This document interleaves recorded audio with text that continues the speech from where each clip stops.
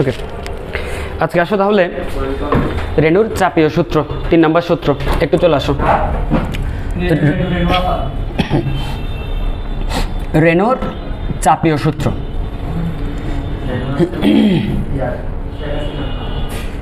হ্যাঁ, খেয়াল করো। তাহলে রেণুর চাপীয় সূত্রের ক্ষেত্রে যে কথাগুলো আসে সেটা হচ্ছে, একটু দেখো পুরোপুরি আগের মতো ব্যাপারটা। আমরা প্রথম যে সূত্রটা পড়ছি সেটা হচ্ছে বয়েলের সূত্র ছিল, যেখানে তাপমাত্রা স্থির থাকলে চাপ এবং আয়তনের সম্পর্ক ছিল। এরপরে হচ্ছে আসছে কার, এরপরে হচ্ছে আমাদের চার্লসের সূত্র আসছে। চার্লসের ক্ষেত্রে চাপ স্থির ছিল এবং তাপমাত্রা এবং আয়তনের মধ্যে একটা কি পাইছিলাম, সম্পর্ক পাইছিলাম। আর এই ক্ষেত্রে কি স্থির জানো? রেণুর চাপীয় সূত্রের ক্ষেত্রে আয়তন স্থির। কি স্থির? তাহলে আয়তনকে স্থির রেখে চাপ এবং তাপমাত্রার মধ্যে একটা সম্পর্ক নির্ণয় করব। তাহলে পি এবং টি এর সম্পর্ক নির্ণয় করব। ওকে, পি এবং টি এর সম্পর্ক নির্ণয় করব। এর বাইরে আরেকটা কথা হচ্ছে কি, যে এই সূত্রটা 1842 সালে বিজ্ঞানী রেণু দিছিল। ওকে, বিজ্ঞানী রেণু, তার নাম অনুসারে এটাকে রেণুর চাপীয় সূত্র বলা হয়। ঠিক আছে, তাহলে 1842 সালে বিজ্ঞানী রেণু এই সূত্রটা বিবৃতি দিচ্ছিল। ওকে, তাহলে এই ব্যাপারগুলো আমাকে একটু করে মাথায় রাখতে হবে। এবার পুরোপুরিভাবে সম্পর্কটা আগের মতো বলতে কোনটা, তোমরা চার্লসের সূত্রে কোনটা পড়ছো?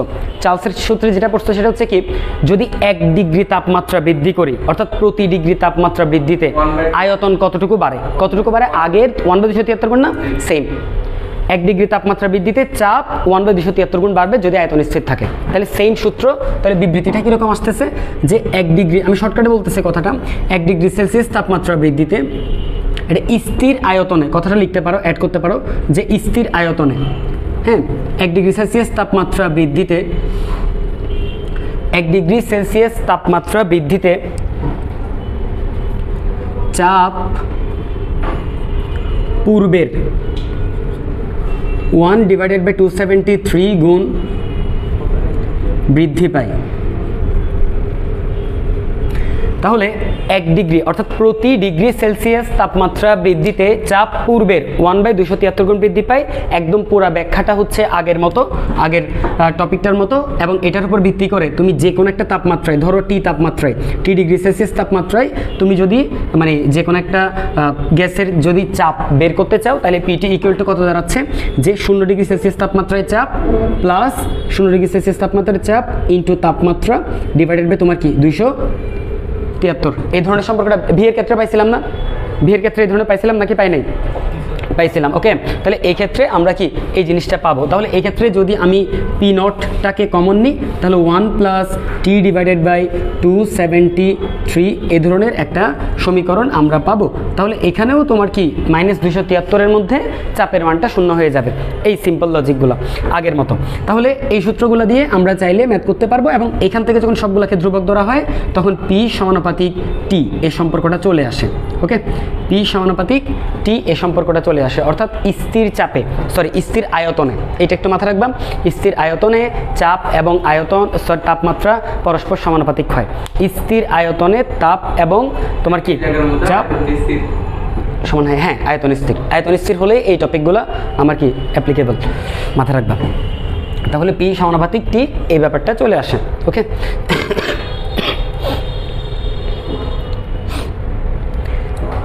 এতটুকু মাথায় রাখবা। বি স্থির, আয়তন স্থির। ওকে, আর পি নট হচ্ছে 0 ডিগ্রি সেলসিয়াস তাপমাত্রায় চাপ, ওই আয়তনের মতো, চার্লসের মতো।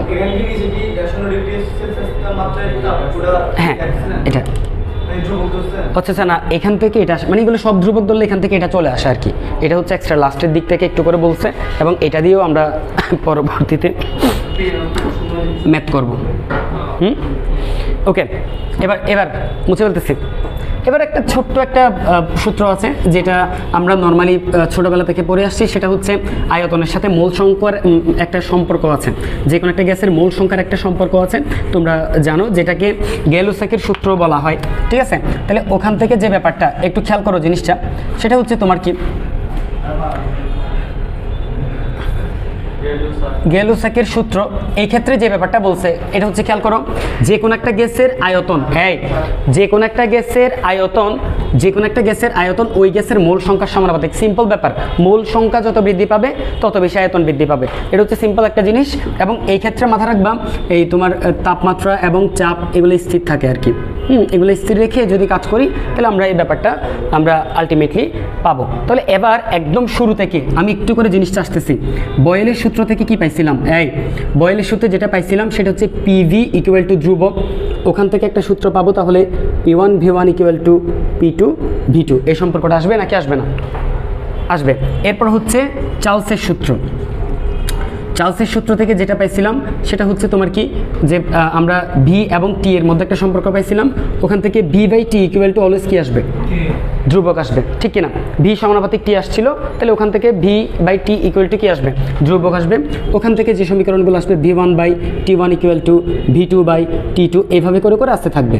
ওকে, তাহলে এরপর হচ্ছে আমরা যেটা একটু আগে তাহলে আমরা আরেকটা হচ্ছে রেনুর চাপের সূত্র পাইছি, চাপের সূত্র বলা হয়। তাহলে রেনুর যে সূত্রটা পাইছি ওখানে P by T equal to আমরা কে পাচ্ছি, খেয়াল করে দেখো একটু। তাহলে রেনুর সূত্র থেকে আমরা পাচ্ছি P by T equal to K, ওখান থেকে আমরা পাচ্ছি এই P1 by T1 equal to P2 by T2, এই সূত্রটা পাবো। তাহলে এই ক্ষেত্রে কন্ডিশন কি? এই ক্ষেত্রে তাপমাত্রা স্থির, এই ক্ষেত্রে চাপ স্থির, এই ক্ষেত্রে আয়তন স্থির।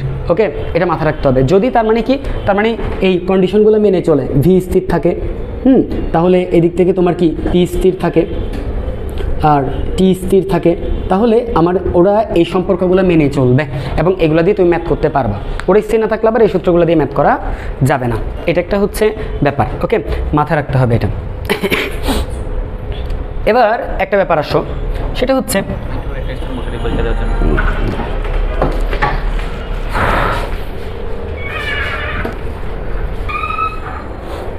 এবার একটা ব্যাপার দেখো, সেটা হচ্ছে যে রেনুর চাপের সূত্র থেকে P1 by T1 equal to P2 by কি পাই? T2 পাই। আচ্ছা, তাহলে এই ব্যাপারগুলো আমরা সূত্র থেকে অটোমেটিক্যালি চলে আসে। কন্ডিশন অনুযায়ী কী কী স্থির থাকবে এটা আমাদের একটা ফিক্সড ব্যাপার থাকে। আমি এটা মুছে ফেলতে পারি। ওকে, এবার একটা ব্যাপার খেয়াল করো, সেটা হচ্ছে যে আমরা ভি সমানুপাতিক এন পাইছি, আবার ভি সমানুপাতিক 1 বাই পি পাইছি, ভি সমানুপাতিক টি পাইছি। এগুলোকে যদি একসাথে করি, ভি সমানুপাতিক কি আসে? উপরে এন এবং টি, নিচে কি চলে আসবে? পি আসবে না? সবগুলোকে যদি একসাথে করি, কম্বাইন করি, একটু খেয়াল করো, যদি সবগুলোকে আমি কম্বাইন করি, সবগুলোকে যদি আমি একসাথে করে ফেলি, তাহলে তারা কি এই সম্পর্কটা মেনে চলবে না? আচ্ছা, এই সম্পর্কটা যদি মেনে চলে, একটু দেখো জিনিসটা, সেটা হচ্ছে ভি ইকুয়াল টু একটা ধ্রুবক আসবে এবং এই ক্ষেত্রে উপরে T into N divided by P আসবে।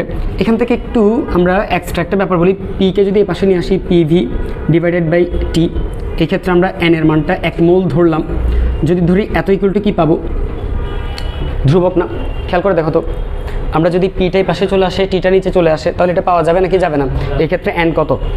1 যদি হয়, তাহলে এই ক্ষেত্রে একটা সম্পর্ক মেনে চলবে, সেটা হচ্ছে P1 V1 by T1 equal to P2 V2 by কত? T2। এটা হচ্ছে কখন? যখন কেউই স্থির থাকবে না। কেউ কি থাকবে না? স্থির থাকবে না, তখন আমরা এই সম্পর্কগুলো দিয়ে ম্যাথ করব। এই ক্ষেত্রে হচ্ছে কি PVT কেউ স্থির না, এই ক্ষেত্রে PVT কেউ কি না? স্থির না। ওরা স্থির হলে কি হবে এটাতে একটু আগে আমরা দেখা ফেলছি, ঠিক আছে? আর যদি স্থির না হয়, সেই ক্ষেত্রে এই সূত্র দিয়ে তোমাকে কি করতে হবে? ম্যাথ করতে হবে। এটা চলে গেল। ওকে, মানে এগুলো কম্বাইন করছি কখন? যখন এই ব্যাপারগুলো আসবে না। কথা বুঝাতে পারছে? আচ্ছা, এবার একটা ব্যাপার দেখো, সেটা হচ্ছে যে এগুলোকে যখন আমি একসাথে করছি, একটু খেয়াল করবা জিনিসটা, একটু এইগুলোকে যখন আমি একসাথে করছি, তাহলে এই ক্ষেত্রে এসে এই পিটা যদি এই পাশে চলে আসে, টিটা যদি নিচে চলে আসে, এবং এই ক্ষেত্রে আমার টিটাকে নিচে আনলাম না, পিটাকে পাশে আনি, তাহলে কি দাঁড়াচ্ছে? পিভি ইকুয়াল টু মোল সংখ্যা বসে যাবে। একটু ভালো করে খেয়াল করো, এই যে কে জিনিসটা, এই কেটাকে বলা হয় মোলার গ্যাস ধ্রুবক। খেয়াল করিও, এই কেটাকে কি বলা হয়? মোলার গ্যাস ধ্রুবক। এবং এই মোলার গ্যাস ধ্রুবকটাকে নির্দিষ্ট করার জন্য আর দ্বারা প্রকাশ করা হয়, এবং আর একটা সার্বজনীন ধ্রুবক। সার্বজনীন ধ্রুবক বুঝো? সার্বজনীন ধ্রুবক কি? যেটা কখনো পরিবর্তন হবে না, কোনো ক্ষেত্রে, কোনো কারণে, কোনো পরিবেশে, কোনো অবস্থায় কোনোটা পরিবর্তন হবে না। সার্বজনীন গ্যাস সার্বজনীন ধ্রুবক বলতে এটাকে বোঝায়। ওকে, তাহলে এই ক্ষেত্রে একটা ব্যাপার মাথায় রাখবা, এই সার্বজনীন ধ্রুবকটা ফিক্সড একটা ভ্যালু এবং এই ফিক্সড ভ্যালুটা কোনোভাবে কি হবে না, চেঞ্জ হবে না। তাহলে এটা এটা একটু করে হ্যাঁ বলতেছে এটা ফিল আপ করে নিই। তো দেখো তাহলে কে এর জায়গায় আমি কি লিখতে পারি, আর যদি লিখি তাহলে এই কে এর জায়গায় আর লিখলাম, টি বসে গেল, তাহলে আমি কি পেয়ে যাব, আদর্শ গ্যাসের সমীকরণ পেয়ে যাব। এবং এটাকে বলা হচ্ছে যে আদর্শ গ্যাসের সমীকরণ। ওকে, আদর্শ গ্যাসের সমীকরণ পিভি ইকুয়াল টু এনআরটি। তাহলে এই ক্ষেত্রে এসে তোমার কি সবাই যদি মানে সবগুলো যদি কম্বাইন করি তাহলে আমরা যে সূত্রটা পাচ্ছি সেটা হচ্ছে কি তোমার আলটিমেটলি পিভি ইকুয়াল টু। এবার একটা ব্যাপার দেখো, এই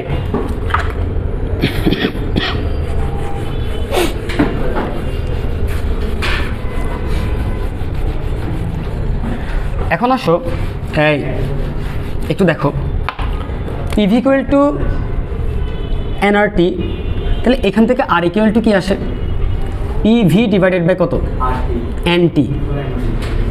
এই পিভি ডিভাইডেড বাই এনটি। তো এখানে যখন মানগুলা বসাই দেওয়া হয়, আর এর তো একটা ফিক্সড মান থাকবে আমরা জানি, এবং আর এর মান হচ্ছে একটা হচ্ছে এসআই এককে 8.314, খেয়াল করে একটু, joule per kelvin per mole. এই খেয়াল করিও, আমি ক্লিয়ার করতেছি এককটা কোত্থেকে আসছে। আর আর এর আরেকটা মান আছে 0.0821 litre atmosphere per kelvin per mole. এই একটু খেয়াল করো, এখানে আমি ব্যাপারটা বলি, শোনো, যখন তুমি এসআই একক হিসাব করবা তখন পি হিসাব করবা প্যাসকেলে, না চাপ হিসাব করবা কিসে, প্যাসকেলে। তাহলে এটা যদি প্যাসকেল হয় অর্থাৎ এটা এনএম ইনভার্স 2 হয়, আর আয়তন হিসাব করতে হবে কিসে, মিটার কিউবে। কিসে হিসাব করতে হবে, মিটার কিউব। তুমি বলো এনএম ইনভার্স 2 আর মিটার কিউব মিলে এনএম হয়ে যাবে না, এনএম হয়ে যাবে না। আর এনএম কি নির্দেশ করে, ঝুল। এনএম কি নির্দেশ করে, ঝুল, কাজের একক ঝুল না, ওটার ভিতরে কি থাকে, নিউটন মিটার থাকে, ঠিক কিনা। তাহলে এই কারণে আমরা আলটিমেটলি এটার জায়গায় ঝুল ইউজ করছি। এই এন হচ্ছে মোল সংখ্যা, পার মোল, তাপমাত্রা হচ্ছে কেলভিন, এই পার কেলভিন। ওকে ব্যাপারটা। আর যদি এসআই একক ইউজ না করি সেই ক্ষেত্রে হচ্ছে তোমার কি, পি যদি আমরা ইউজ করি অ্যাটমসফিয়ারে, ভি যদি ইউজ করি লিটারে, সেই ক্ষেত্রে মান ইউজ করবো এইটা। কিন্তু সেম মান, জাস্ট একক চেঞ্জ করার কারণে ওদের মান পরিবর্তন হয়, যার কারণে আর এর মানটাও পরিবর্তন হয়, কিন্তু আর এর মান বলতে গেলে সেমই থাকে। তো এই দুটো মেনলি মাথায় রাখবা। এরপরও অনেক সময় জুলকে আর্গে নিয়ে গিয়ে 10⁻7 দ্বারা গুণ করেও আর্গে নিয়ে যাওয়া হয়, ওটা ভিন্ন ব্যাপার, কিন্তু এইগুলো মেনলি মাথায় রাখবা। এই এককগুলা মেনলি মাথায় রাখবা। একটা ব্যাপার চলে গেল। ওকে, তাহলে আর এর মানগুলো একটু মুখস্থ রাখতে হবে এবং এগুলোর উপর ভিত্তি করে আমাদের কিছু ম্যাথ আসতে পারে। এবার আর একটা ছোট জিনিস একটু ক্লিয়ার করে দিই, একটু খেয়াল করো, সেটা হচ্ছে পিভি ইকুয়াল টু, এটা মুছে ফেলতে পারি তো, আচ্ছা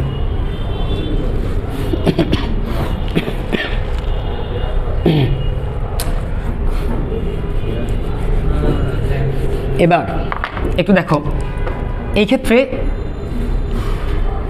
PV divided by R T equal to কত হয়, এন এর মান যদি 1 মোল হয়, পিভি ডিভাইডেড বাই আর টির মানটা কত হওয়ার কথা, 1, এবং এই মানটা ফিক্সড হওয়ার কথা। এই মানটা কি হওয়ার কথা, ফিক্সড হওয়ার কথা। খেয়াল করিও। তো এটা দিয়ে যদি আমি কোনো একটা গ্রাফ আঁকি, খেয়াল করবা, আমি এদিকে যদি সময় ধরি এবং এই বরাবর যদি আমি পিভি ডিভাইডেড বাই আর টি হিসাব করি, আদর্শ গ্যাসের ক্ষেত্রে এই মানটা কি কখনো চেঞ্জ হবে, এই মানটা চেঞ্জ হওয়ার কোনো সুযোগ আছে নাই। দেখো, অর্থাৎ তাদেরকে যদি পরিবর্তন করি এটার একটা ফিক্সড মান পাওয়া যাবে। খেয়াল করিও, এই যে মানটা পাওয়া যায় এটা বাস্তব গ্যাসের ক্ষেত্রে, খেয়াল করবা, যারা সূত্র মেনে চলে না তাদের ক্ষেত্রে এই মানটা ভিন্ন ভিন্ন আসে। 1-এর থেকে বড় আসতে পারে, 1-এর থেকে ছোট আসতে পারে, ভিন্ন ভিন্ন রকমের আসতে পারে। এই যে ব্যাপারটা আসে, এই যে তাদের অনুপাতটা, এটাকে জেড দ্বারা প্রকাশ করা হয় এবং এটাকে বলা হয় পেষণ গুণাঙ্ক। এটাকে কি বলা হয়, পেষণ গুণাঙ্ক। একটু খেয়াল করো, এটা নিয়ে এত ডিটেলস ব্যাপারগুলো লাগবে না, এটা তোমাদের মেনলি লাগবে কেমিস্ট্রিতে, যদিও ফিজিক্স পড়াচ্ছি কিন্তু এখানেও হালকা পাতলা জিনিসগুলো লাগে, এই কারণে একটু বলে দিচ্ছি। হ্যাঁ আবার বলো, এটা কি, হ্যাঁ বলে, কিন্তু মাথায় রাখো আপাতত সেটা হচ্ছে কোনটা, পেষণ গুণাঙ্ক। এই গুণাঙ্কগুলা বা যে কোনো একটা ধ্রুবক মানকে অনেকগুলা মানে নাম দিয়ে বোঝানো হয়, এদের বিহেভিয়ারের উপর ভিত্তি করে একটা নাম লাগিয়ে দেওয়া হয়, কিন্তু লাস্টে গুণাঙ্ক সহ এগুলো থাকবেই। বুঝতে পারছি? ওকে, তাহলে এই প্যাশন গুণাঙ্কটা খেয়াল করবে একটু। এই প্যাশন গুণাঙ্কের মান যদি 1 হয় তাহলে সেটা আদর্শ গ্যাস। এটার মান যদি ফিক্সড একটা ভ্যালু পাওয়া যায় সেটা হচ্ছে কি গ্যাস? আদর্শ গ্যাস। আদর্শ গ্যাসের ক্ষেত্রে তুমি এই ধরনের রেখা পাবা, কিন্তু যখন বাস্তব গ্যাসের ক্ষেত্রে আসবে, যারা এই সূত্রগুলা মানে মেনে চলে না, বসে যাও, সমস্যা নেই, বসে যাও।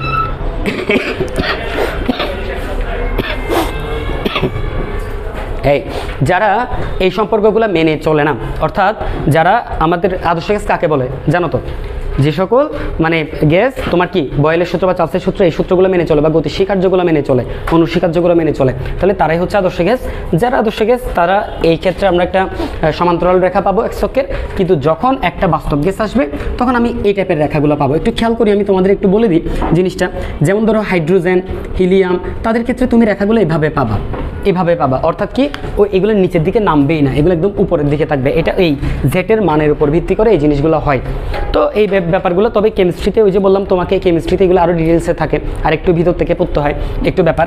আরেকটা ব্যাপার হচ্ছে কি, কিছু আছে যেমন ভারী কিছু গ্যাস আছে, যেমন কার্বন ডাইঅক্সাইড, তারপর আছে হচ্ছে তোমার H2 বাষ্প, এই ধরনের গ্যাসগুলো একটু নিচ দিয়ে উঠে এভাবে করে। ধরো কার্বন ডাইঅক্সাইড একটা এক্সাম্পল দিলাম, এগুলাকে বলে আদর্শ গ্যাস থেকে, মানে আদর্শ গ্যাসের আচরণ থেকে তাদের বিচ্যুতি, জিনিসগুলোকে এভাবে বলে আর কি। তো এই রেখার বিচ্যুতিগুলো নিয়েও অনেক সময় প্রশ্ন হতে পারে, তবে এই ফিজিক্সের জন্য এগুলো কি না, মানে মেজর কোনো টপিক না, কথা বুঝতে পারছি। কিন্তু কেমিস্ট্রির জন্য চিন্তা করলে এগুলো মেজর কতগুলো টপিক এবং আসে। তোমাদের প্রথম দিকে বলছিলাম উচ্চ তাপমাত্রা এবং নিম্ন চাপে, উচ্চ তাপমাত্রা এবং কিসে, নিম্ন চাপে বাস্তব গ্যাস আদর্শ গ্যাসের আচরণ করে, এই কথাগুলো বলছিলাম না? এবং এই কথাগুলোর উপর ভিত্তি করে এদেরকে যদি আমি উচ্চ তাপমাত্রা এবং কি তোমার নিম্ন চাপ দিই, তাহলে সেক্ষেত্রে আস্তে আস্তে রেখাটা সমান্তরালে চলে আসার চেষ্টা চালাবে। ব্যাপারটা হচ্ছে এই টাইপসের। তাহলে এইগুলো একটু মাথায় রাখতে হবে। এই জিনিসগুলোতে কোনো ধরনের সমস্যা থাকবে কিনা দেখো, সমস্যা আছে কিনা দেখো, বুঝে ফেলতে পারি। প্যাশন গুণাঙ্ক হচ্ছে, এক মিনিট, আরেকটা টপিক, নতুন টপিক, ইম্পর্টেন্ট টপিক, একটু খেয়াল করো। সেটা হচ্ছে যে লিখো গ্যাসের মৌলিক অণুর স্বীকার্য। যদিও স্বীকার্যগুলো আমি লিখাবো না, গ্যাসের মৌলিক অণুর স্বীকার্য, গ্যাসের মৌলিক অণুর স্বীকার্য, এটা দিয়ে মূলত যেটা বোঝায়, এটা অনেক ক্ষেত্রে আণবিক গতিতত্ত্ব বলা হচ্ছে, এটা দিয়ে যেটা বোঝায় সেটা হচ্ছে কি, গ্যাস জিনিসটা কি। কাউকে যদি প্রশ্ন করো যে গ্যাস কি বা এই জিনিসটা কি, তাহলে এই স্বীকার্যগুলো বলে দিবা, এটাই ওর পরিচয়, জিনিসটা এরকম টাইপের। গ্যাসের ভিতর যেমন আমি তোমাকে বলি এই স্বীকার্যের প্রথম নাম্বারটা কি, সেটা হচ্ছে যে গ্যাস অনেক ক্ষুদ্র ক্ষুদ্র অণু দ্বারা গঠিত। ওমা, এটা তো আমরাও জানি, নাকি জানি না? এইভাবে করে করে স্বীকার্যগুলো বলে দিচ্ছে। আরেকটা ইম্পর্টেন্ট স্বীকার্য বলি, সেটা হচ্ছে যে তাদের আকার, গ্যাসের অণুর আকার তাদের মধ্যবর্তী যেটা দূরত্ব, এই দূরত্বের তুলনায় নগণ্য ধরা হয়। মানে আকার এটা নাই বললেই চলে, কারণ তাদের দূরত্বটা অনেক বেশি হয়, আর তাদের আকার সেই হিসেবে কি একদম নাই বললে চলে। আরেকটা ব্যাপার হচ্ছে তাদের মধ্যবর্তী কোনো ধরনের আকর্ষণ বা বিকর্ষণ কিছুই নাই। মানে গ্যাসের যে অণুগুলা তাদের মধ্যবর্তী কোনো ধরনের আকর্ষণ বা কি নাই, মাথায় রাখবা কিন্তু, আন্তঃআণবিক আকর্ষণ কোনো রকম নাই, তাদের মধ্যে কোনো রকম আকর্ষণ বা বিকর্ষণ নাই। এরপর আরেকটা সবচেয়ে ইম্পর্টেন্ট যেটা টপিক, ওটা হচ্ছে এগুলো কিন্তু স্বীকার্য বলতেছে, এগুলো কি বলতেছে স্বীকার্য, এগুলো বইতে সুন্দর করে আছে পয়েন্ট আকারে, একটু তোমাদেরকে রিডিং আকারে জিনিসটা পড়ে ফেলতে হবে, এগুলো ফরজ। ওকে,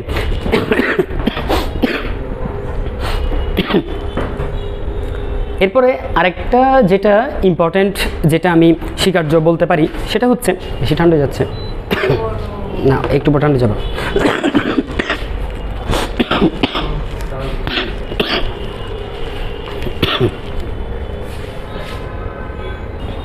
খেয়াল করো, সেটা হচ্ছে এই তো মৌলিক স্বীকার্য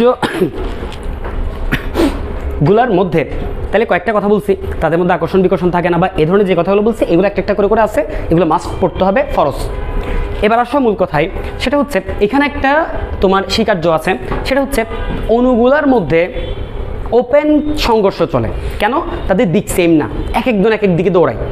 তো এক একজন এক এক দিকে দৌড়ালে তাদের মধ্যে কি সৃষ্টি হয়? সংঘর্ষ।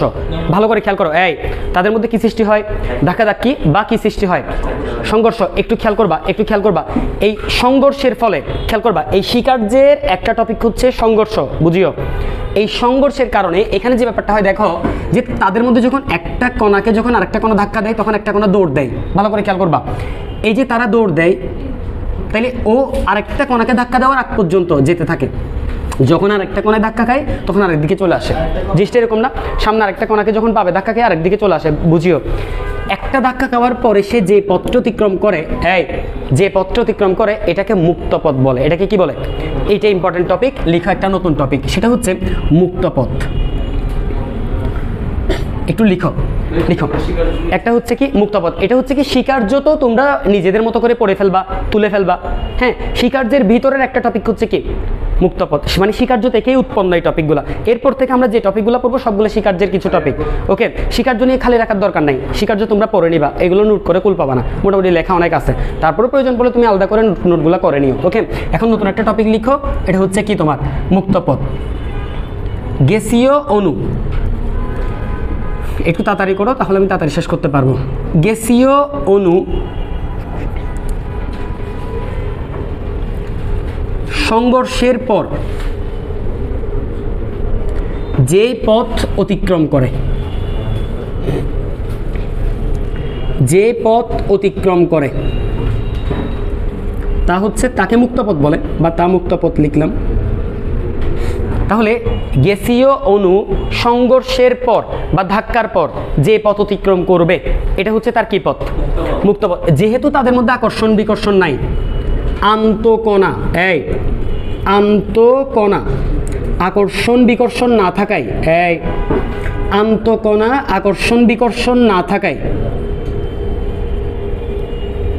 আন্তঃকণা আকর্ষণ বিকর্ষণ না থাকায় মুক্তপথ সরল রৈখিক হয়। মুক্তপথ সরল রৈখিক হয়। তাহলে মুক্তপথ, মুক্তপথ কি হয়? সরল রৈখিক হয়, আন্তঃকণা আকর্ষণ না থাকায় মুক্তপথ সরল রৈখিক হয়। এটা হচ্ছে একটা ইম্পর্টেন্ট ব্যাপার। এবার চলে আসো খুব ইম্পর্টেন্ট টপিক, একটু খেয়াল করো, খেয়াল করো একটু। ধরো যে এটা যে কোনো একটা কণা, ফিক্সড একটা কণা, এই একটা কণা একবার ধাক্কা খেয়ে এই দূরত্ব অতিক্রম করলো S1, এখানে এসে আরেকবার ধাক্কা খেয়ে S2 দূরত্ব অতিক্রম করলো, এখানে এসে আরেকবার ধাক্কা খেয়ে S3 দূরত্ব অতিক্রম করলো, এখানে এসে আরেকবার ধাক্কা খেয়ে ধরো S4 দূরত্ব অতিক্রম করলো। খেয়াল করো, খেয়াল করো, তাহলে তার মোট দূরত্ব কত অতিক্রান্ত? S1, S2, S3 এবং S4 এর কি ফল? যোগফল। আর মোট সংঘর্ষ কয়বার হয়েছে? একবার, দুইবার, তিনবার, আর কয়বার? এটা তো হিসাব করে নেই এরপরেরটা। ওকে, তাহলে 4 বার। এই সংঘর্ষ সংখ্যা দিয়ে যদি তার দূরত্বটাকে ভাগ করো, খেয়াল করবা, তাহলে যে কোনো একটা কণার মোট সংঘর্ষ সংখ্যা দিয়ে যদি তার মোট অতিক্রান্ত দূরত্বকে তুমি কি করো? ভাগ করো, তবে সেই ক্ষেত্রে তুমি যে মানটা পাবা ওটাকে বলো গড় মুক্ত পথ। একটু লিখে ফেলবা, সেটা হচ্ছে কোনো কণার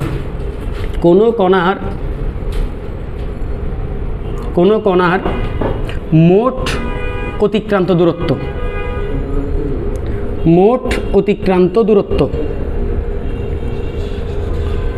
মোট অতিক্রান্ত দূরত্ব এবং কোনো কণার মোট অতিক্রান্ত দূরত্ব এবং মোট ধাক্কার সংখ্যা, মোট ধাক্কার সংখ্যার অনুপাতকে গড় মুক্ত পথ বলে।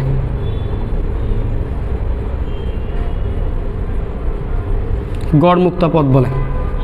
তাহলে গড় মুক্ত পথ ল্যামডা ইকুয়াল টু, গড় মুক্ত পথ ল্যামডা ইকুয়াল টু মোট দূরত্ব ডিভাইডেড বাই ধাক্কার সংখ্যা। মোট অতিক্রান্ত দূরত্ব ডিভাইডেড বাই, আবার অনেকে সরণ লিখে, এখানে সরণ লিখবা না, মোট অতিক্রান্ত দূরত্ব। কেন? সরণ আর দূরত্ব তো সেম না, এটা মাথায় রাখবেন। হ্যাঁ, এটা হচ্ছে গড় মুক্ত পথের, গড় মুক্ত পথের, গড় মুক্ত পথের, গড় মুক্ত পথকে ল্যামডা দ্বারা প্রকাশ করা হয় এবং সেই ক্ষেত্রে এই সূত্র দিয়ে ব্যাপারটা বের করা হয়। জাস্ট আমি একটু প্রমাণটা করব, সর্বোচ্চ 2 মিনিট লাগবে, একটু খেয়াল করো। এই পার্টটা একটু ইম্পর্টেন্ট, একটু মনোযোগ দিলে হবে, একদম সিম্পল। এটা অবশ্যই প্রমাণটা, এখন যে প্রমাণটা দিব এটা কোনো রিয়েল প্রমাণ না, ক্লসিয়াস এভাবে করে নাই, ক্লসিয়াস অনেক জোস করে করছে। আমি জাস্ট তোমরা বোঝার জন্য একটা মনে করো ফেক প্রমাণ রেডি করছি, বা ফেক প্রমাণ দেখাই দিয়ে তোমাদেরকে কি শান্তি দিব, একটু খেয়াল করো। ওকে, প্রমাণটাই ফরজ, এটা ইম্পর্টেন্ট, এটা না পড়লে সূত্রগুলো মুখস্থ থাকবে না।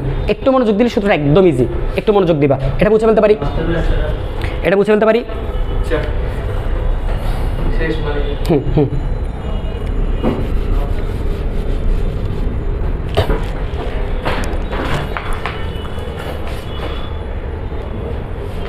একটু জিনিসটা খেয়াল করো, সেটা হচ্ছে যে ধরো একটা মানে পাত্র কল্পনা করলাম, যে পাত্রের মধ্যে কণা আছে।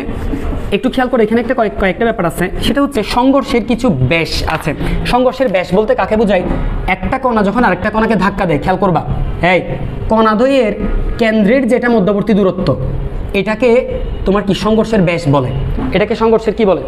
ব্যাস বলে। তাহলে কণাদ্বয়ের কেন্দ্রের মধ্যবর্তী দূরত্বটা হচ্ছে সংঘর্ষের কি?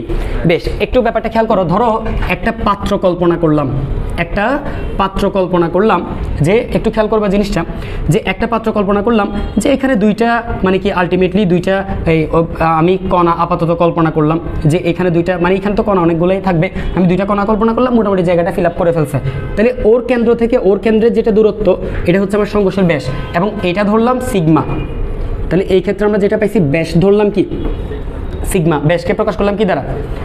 একক আয়তনে। খেয়াল করবা, একক আয়তনে অণুর সংখ্যা বা কণার সংখ্যা আর কি। ওকে, একক আয়তনে কণার সংখ্যাকে স্মল এন দ্বারা প্রকাশ করলাম। কি দ্বারা প্রকাশ করলাম?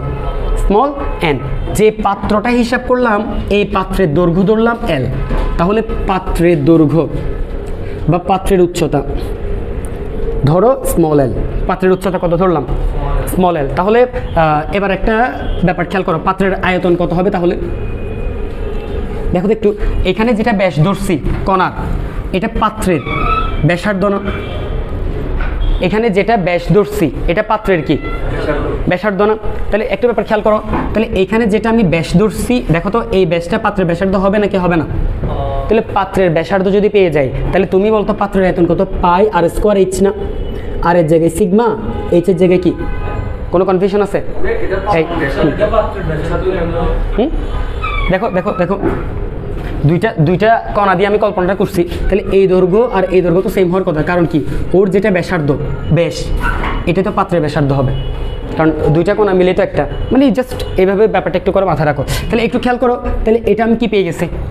আয়তন পেয়ে গেছি। তাহলে এবার একটা কথা বলো তো, একক আয়তনে অণু আছে কয়টা? একক আয়তনে অণু হচ্ছে স্মল এনটি। তাহলে বলো যে এই আয়তনের মধ্যে কয়টা আছে? পাই সিগমা স্কোয়ার এল। এর এই আয়তনে কয়টা থাকবে? এটার সাথে এন গুণ হবে, ঠিক কিনা?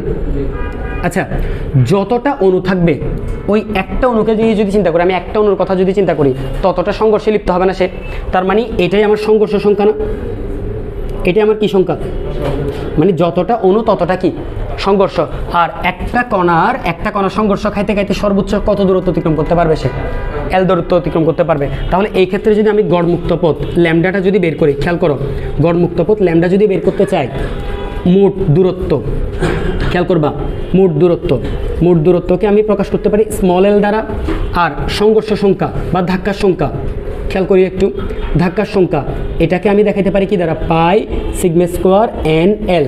এটা কি দেখানো যায় নাকি যায় না? এবার যদি আমি স্মল এল কেটে দিই, স্মল এল যদি কাটাকাটি করি, তাহলে আমার আলটিমেটলি গড়মুক্ত পথের সংখ্যা কি দাঁড়াচ্ছে? সমীকরণ কি দাঁড়াচ্ছে? 1/পাই সিগমা স্কোয়ার এন না? 1/পাই সিগমা স্কোয়ার কি দাঁড়াচ্ছে? এন। এই জিনিসটা হচ্ছে আমার গড়মুক্ত পথের সমীকরণ। এটা দিয়ে আমাকে গড়মুক্ত পথ বের করতে হবে। এটা হচ্ছে ক্লসিয়াসের বিবৃতি। কার বিবৃতি? ক্লসিয়াসের বিবৃতি। ওকে, একটু মাথায় রাখবা, ক্লসিয়াসের বিবৃতি। তাহলে ক্লসিয়াসের বিবৃতি হচ্ছে কি? ল্যামডা ইকুয়াল টু 1/পাই সিগমা স্কোয়ার এন ছোটস্থ। যদি কোথাও আসে যে ক্লসিয়াসের বিবৃতি অনুযায়ী তুমি গড়মুক্ত পথ বের করো, তাহলে এটা। তবে বোল্টজম্যান যখন পরীক্ষা করছে, ও আবার আরেকটা পাইছে, ও একটু চেঞ্জ পাইছে। তাহলে আমি একটু ওদেরগুলো একটু দেখাচ্ছি। সেটা হচ্ছে তোমার কি, হ্যাঁ, বোল্টসম্যান যখন পরীক্ষাটা করছে বোল্টসম্যান যখন পরীক্ষা করছে তখন পাইছে ও 3/4 পাই সিগমা স্কোয়ার এন। এরপরে যখন ম্যাক্সওয়েল পরীক্ষাটা করছেন, খেয়াল করিও ম্যাক্সওয়েল আর একটু ভিন্ন পাইছে মানটা। এই ম্যাক্সওয়েল যেটা পাইছে সেটা হচ্ছে 1/√2 আর বাকি সবগুলো আগের মতো। একটু এখানে একটা ব্যাপার বলি, যদি একদম সব কিছু আগের মতোই আছে, জাস্ট দুই একটা ধ্রুবকের পার্থক্য আসছে, যদি তোমাকে বিজ্ঞানীর নাম উল্লেখ করে দেয় তাহলে অ্যাকচুয়ালি ওদেরটা দিয়ে সূত্র দিয়ে অঙ্ক করতে হবে। যদি নাম উল্লেখ না করে তুমি নর্মালি ম্যাক্সওয়েল দিয়ে করবা, আর না হয় তুমি নিজে উল্লেখ করে দিবা যে ম্যাক্সওয়েলের তত্ত্ব অনুসারে এই সূত্র হচ্ছে এটা, ক্লস আছে তত্ত্ব অনুসারে সূত্র হচ্ছে এটা দিয়ে অঙ্ক করে দিবা, নাম্বার দিয়ে দিবে। কথা বুঝতে পারছি? যদি নাম উল্লেখ করে দেয় তাহলে ওই সূত্র দিয়ে করতে হবে, যদি নাম উল্লেখ না করে সেক্ষেত্রে তুমি নিজের মতো করে নাম উল্লেখ জোর করে করাই দিয়ে মনে করো যেটা মুখস্থ সেটা দিয়ে কাজ সারি দিবা। ঠিক আছে, এটা হচ্ছে তোমার কি গড়মুক্ত পথ নির্ণয়ের সমীকরণ।